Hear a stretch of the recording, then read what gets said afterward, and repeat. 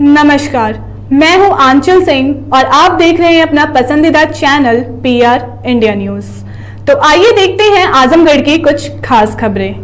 होली के दिन डीजे वाहन पर पथराव की घटना के बाद पूरे बिलरियागंज कस्बे में यही चर्चा रही कि अब कोई बात आगे न बढ़े, लोग आपसी प्रेम और भाईचारे के माहौल में साथ साथ रहें। इसी कड़ी में एक प्रयास और हुआ जब नया चौक स्थित मैरिज हॉल में स्थानीय व्यापार मंडल की तरफ से शानदार होली मिलन का समारोह आयोजित हुआ। यहाँ क्षेत्र के तमाम संभ्रांत व्यापारी, समाज सेवी और बुद्धिजीवियों की मौजूदगी में खुद एसडीएम सगड़ी गौरव कुमार पहुंचे, जिससे समारोह की शोभा और बढ़ गई। एसडीएम साहब ने अपने संबोधन में कहा कि त्योहार आपसी प्रेम का संदेश देते हैं। करना है तो किसी का सहयोग करिए, परोपकार करिए। ऐसे कार्यक्रम के आयोजन के लिए पूरा व्यापारी समाज बधाई का पात्र है। जब हम सोचते हैं कि आज कम से कम इन 2 लोगों की सहायता कर रहे हैं, इतने लोग हमारे पास आते हैं, हम नहीं कहते हैं कि सभी का काम उसी दिन हो जाता है। दिन में 50 लोग आते हैं, किसी के यहाँ कोई समस्या आ रही है, लेकिन कम से कम हम प्रयास करते हैं कि 2 व्यक्ति 4 व्यक्ति जितना उस दिन में संभव हो उसकी मदद हो सके।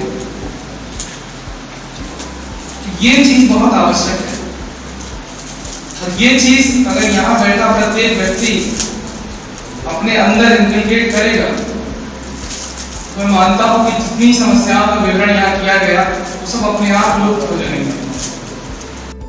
समारोह में संजीव पांडे, अमित गुप्ता, मंडल अध्यक्ष रामसागर सिंह, वीरेंद्र विश्वकर्मा सहित कई पदाधिकारियों ने अपनी बात रखी और खूब तालियां बजी।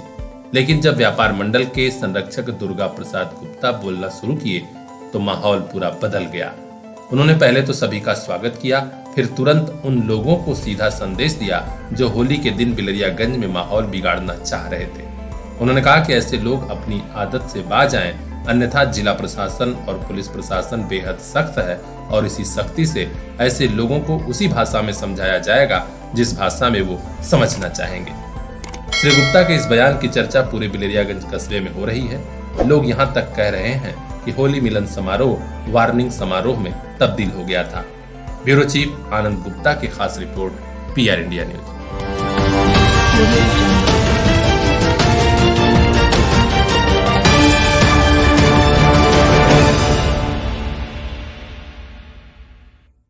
एक परिवार के कई बच्चे टॉफी खरीदने जाते हैं, टॉफी खाते हैं और थोड़ी ही देर में बेहोश हो जाते हैं। आनन फानन में अस्पताल ले जाया जाता है, लेकिन जाने टॉफी में जहर था या जहर में टॉफी। ऐसा क्या हुआ कि बच्चों को बचाया नहीं जा सका, सबकी मौत हो गई। जी हां, खबर कुशीनगर से आ रही है, जहां 4 बच्चों की मौत टॉफी खा लेने से हुई है। आशंका जताई जा रही है कि टॉफी में जहर था, इसी कारण मौत हुई है। इस मामले को जानकारी में आते ही तुरंत मुख्यमंत्री योगी आदित्यनाथ ने पूरे प्रकरण की जांच का आदेश दिया है। इस बारे में एसपी और सीएमओ से कहा गया है कि तत्काल जांच कर रिपोर्ट दी जाए। घटना के बाद से परिवार वालों का रो रो कर बुरा हाल है। ये घटना हुई है कुशीनगर जनपद के दिलीप नगर गांव स्थित सिसई लठौर पुरवा में। यहीं के रहने वाले रसगुल के 3 बच्चे टॉफी लेने गए थे, जिनकी मौत हुई है। मृतक बच्चों में 5 वर्षीय स्वीटी, 7 वर्षीय मंजना और 3 वर्षीय समर शामिल है। इसके अलावा रसूल की बहन खुशबू का एक बेटा 5 वर्षीय आयुष भी गया था, उसकी भी टॉफी खाने से मौत हुई है। घटना को लेकर तरह तरह की चर्चा है। कोई कह रहा है कि हत्या करने की नीयत से बच्चों को टॉफी में जहर दिया गया है या टॉफी ही ऐसी थी। पूरा प्रकरण की जांच होने के बाद ही स्थिति स्पष्ट हो पाएगी। हाँ, इतना जरूर है कि इस घटना के बाद लोग यही कह रहे हैं कि कहीं भी बच्चों को टॉफी लेने नहीं भेज देना चाहिए, अन्यथा ऐसी घटना भी हो सकती है। ब्यूरो चीफ आनंद गुप्ता की रिपोर्ट, पीआर इंडिया न्यूज।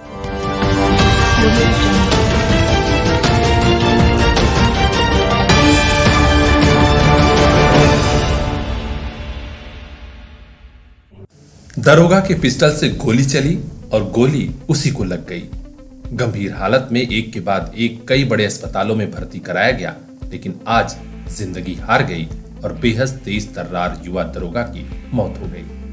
जी हां, ये खबर आ रही है पूर्वांचल के वाराणसी जिले से, जहां चितईपुर थाने पर तैनात 38 वर्षीय दरोगा मनीष सिंह के साथ यह घटना हुई है। यह महज हादसा है या फिर हत्या या आत्महत्या, पुलिस अब छानबीन कर रही है। जानकारी मिली है कि 38 वर्षीय सब इंस्पेक्टर मनीष सिंह मूल रूप से बिहार प्रदेश के रोहतास जनपद के रहने वाले थे। मृतक आश्रित कोटे से उन्हें दरोगा की नौकरी मिली थी। यहाँ सारनाथ क्षेत्र के शक्तिपीठ कॉलोनी में पत्नी सोनी सिंह और बेटे अयांश के साथ रह रहे थे। 14 मार्च को पत्नी के साथ बाजार में शॉपिंग करने निकलने वाले थे कि अचानक घर में फायरिंग की आवाज सुनाई दी। पत्नी सोनी सिंह की सूचना पर पुलिस पहुंची तो मनीष घायल अवस्था में पड़े थे। उन्हें कई अस्पतालों के बाद BHU ट्रामा सेंटर में भर्ती कराया गया था, जहां आज मौत हो गई। इस खबर से पूरे बनारस के पुलिस परिवार में शोक का माहौल है। परिजन बेहाल हैं। एक युवा सब इंस्पेक्टर के खोने का गम सभी को है। ब्यूरो चीफ बलवंत सिंह की report, PR India news. Mobile लेना है तो सोचिए मत, सीधे चले आइए Shri Balaji telecom, civil line चौराहा, कोयरी पोखरा के समीप, आजमगढ़। हम दे रहे हैं आपको मोबाइल पर फाइनेंस की सुविधा। आधार कार्ड लेकर आइए, बगैर पूरा पैसा दिए मोबाइल लेकर जाइए। तो सोचिए मत, संपर्क कीजिए 8400776054। आपके सपनों वाली मोबाइल का खास showroom Shri Balaji telecom, civil line चौराहा, आजमगढ़।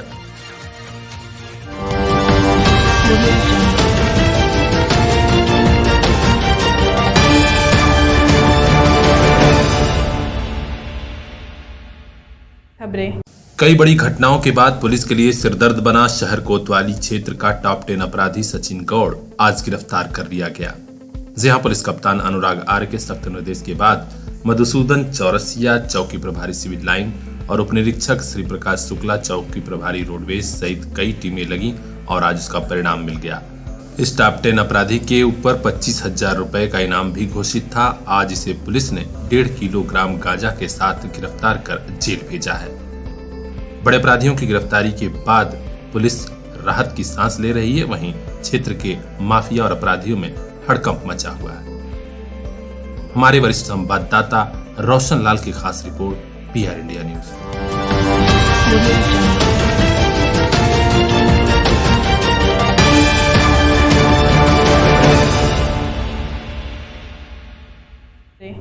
कम उम्र की मोहब्बत और इमोशनल ब्लैकमेलिंग ने NCC कैडेट की जान ले ली। जी हां, यही खुलासा हुआ है कंधरापुर थाना क्षेत्र के दुल्लापार गांव के रहने वाले NCC कैडेट की मौत के मामले में। वह ननिहाल में रह रहा था और उसका शव 3 दिन पहले सड़क के किनारे पाया गया था। पुलिस ने जब छानबीन शुरू की तो दोस्त अमन का नाम सामने आया। अमन गिरफ्तार हुआ तो अब मौत से पर्दा उठा है। हम आपको बता दें कि जीनपुर कोतवाली क्षेत्र के बेरमा गांव निवासी 19 वर्षीय विशाल यादव पढ़ाई लिखाई के साथ NCC कैडेट के रूप में प्रशिक्षण भी ले रहा था। पुलिस द्वारा गिरफ्तार किए गए दोस्त अमन ने बताया कि 3 दिन पहले हम लोग एक त्रयोदशाह कार्यक्रम में शामिल हुए थे। वहीं के बाद हमारे हरखूपुर स्थित घर पर विशाल यादव आ गया था। यहीं पर उसने अपनी प्रेमिका के बारे में कुछ बातें जानी, जिसको लेकर वह विचलित हो गया और हमारे घर के बाहर स्थित टीन शेड में ही फांसी लगाकर जान दे दी। यह देखकर जानकारी होने पर मैं घबरा गया और अपने एक दोस्त को बुलाकर उसके शव को स्कॉर्पियो वाहन में रखकर उसके गांव के पास सड़क के किनारे छोड़कर भाग आया। बाद में पुलिस द्वारा गिरफ्तार किए जाने पर इस घटना का खुलासा हुआ है। यानी कम उम्र का इश्क और इमोशनल ब्लैकमेलिंग ऐसी वजहें सामने आ रही हैं जिससे NCC कैडेट ने आत्महत्या कर ली। हालांकि पुलिस अभी इस घटना में और छानबीन कर रही है। हर अपडेट से हम आपको अवगत कराएंगे। देखते रहिए PR इंडिया न्यूज।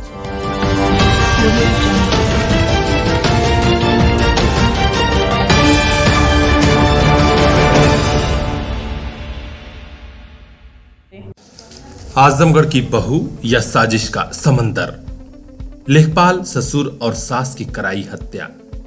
अगली बारी पति की थी, उसके पहले पुलिस ने कर लिया गिरफ्तार। कोई नहीं यहां किसी कारे पगले, नाते हैं नातों का क्या, कस्में वादे प्यार वफा, सब बातें हैं बातों का क्या। मशहूर हिंदी फिल्म का यह गीत आजमगढ़ की इस बहू पर सटीक बैठता है, जिसने अपने प्रेमी के साथ मिलकर पति और ससुराल वालों के खिलाफ ऐसी साजिश रची कि जिसने भी सुना वह सोचता ही रह गया कि क्या ऐसा कोई कर सकता है। एक मर्डर के बाद दूसरा मर्डर और दूसरे मर्डर के बाद अब तीसरा मर्डर होने वाला था कि इसके पहले आजमगढ़ की इस बहू को पुलिस ने गिरफ्तार कर लिया है। बहू का नाम है ज्योति। इसकी ससुराल है आजमगढ़ के तरवा थाना क्षेत्र के पिथौरपुर गांव में। हम आपको बता दें कि इसी बहू ने अपने प्रेमी के साथ मिलकर लेखपाल ससुर राम नगीना और सास मनसा देवी की नृशंस हत्या करा दी थी। पहले इस हत्या को लूट की शक्ल देने का प्रयास हुआ था, लेकिन तरवा पुलिस ने जब गहराई से छानबीन की तब जिस सच्चाई का खुलासा हुआ उसे सुनकर हर किसी के रोंगटे खड़े हो गए। आज पुलिस ने बहू ज्योति को गिरफ्तार किया। पुलिस की पूछताछ में बहू ज्योति ने बताया कि शादी के पहले ही उसका रानी की सराय थाना क्षेत्र के कोठिया गांव निवासी पंकज यादव पुत्र रमाकांत यादव से प्रेम प्रसंग चल रहा था। शादी पिथौरपुर में हो गई थी जहां इसका मन नहीं लगा। इसी कारण प्रेमी के साथ मिलकर साजिश रची और पहले लेखपाल ससुर का मर्डर और सास का मर्डर करा दिया। इसके बाद नियत यह थी कि पति उदय प्रताप को लेखपाल की नौकरी मिल जाएगी। इसके बाद हम दोनों मिलकर पति उदय प्रताप का भी मर्डर करा देंगे और नौकरी ज्योति को मिल जाएगी। इसके बाद लेखपाल बनकर ज्योति और उसका प्रेमी खुशी खुशी जीवन बिताते। इतने खतरनाक मंसूबे वाली बहू अब पति की हत्या कराने वाली थी उसके पहले ही गिरफ्तार हो गई है। यानी बहू नहीं, साजिश का समंदर। पूरे तरवा थाना क्षेत्र में इस बहू की चर्चा हो रही है।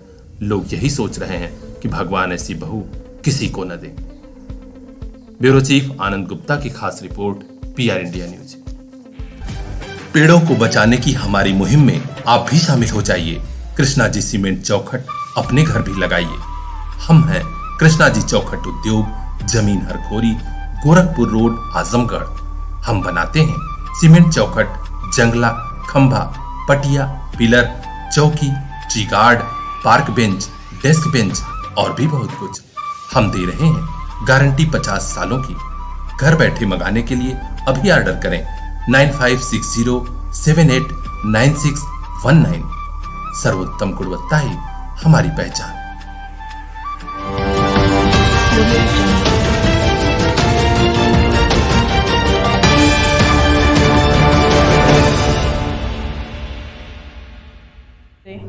शहीद दिवस पर आज जहानागंज क्षेत्र के स्कूलों, कॉलेजों और संस्थाओं में मां भारती के अमर सपूत भगत सिंह को भावभीनी श्रद्धांजलि दी गई। आज ही के दिन इस अमर सपूत को अंग्रेजों ने फांसी दे दी थी। जहानागंज क्षेत्र के शहीद भगत सिंह एकेडमी चक्रपानपुर और Shri Durga ji junior high school Barhi भुजही में लोगों ने इस महान सपूत को याद किया और कहा कि जिन्होंने आजादी हमें दिला दी है, उस आजादी की गरिमा को बरकरार रखने के लिए हमें भी देश का मजबूत सिपाही बनकर देश सेवा करनी होगी। इस अवसर पर भगत सिंह, सुखदेव, राजगुरु को भी श्रद्धांजलि दी गई और सभी ने कहा कि स्वतंत्र भारत आज इसीलिए स्वतंत्र है कि कई कुर्बानी करने वालों ने अपना सर्वस्व न्यौछावर कर दिया था, तब हमें यह आजादी मिली। ब्यूरो चीफ शत्रुघ्न दुबे की खास रिपोर्ट, PR इंडिया न्यूज।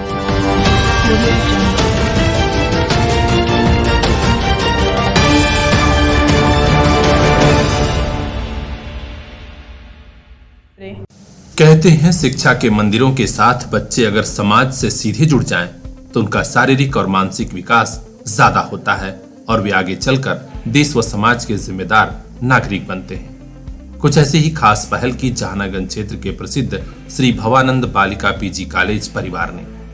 यहाँ राष्ट्रीय सेवा योजना का विशेष शिविर चल रहा है। आज राष्ट्रीय सेवा योजना प्रभारी डॉक्टर आकांक्षा तिवारी और खुर्शीद कासिम जमाल सहित पूरी टीम बच्चों को लेकर पास के गांव में गई। यहाँ पर बच्चों ने साफ सफाई अभियान चलाया और गांव के गरीबों, जरूरतमंदों से कहा कि शिक्षा सबसे अनमोल धन है। आप लोग जरूर शिक्षा के साथ जुड़िए क्योंकि हमारा जीवन बदल जाता है।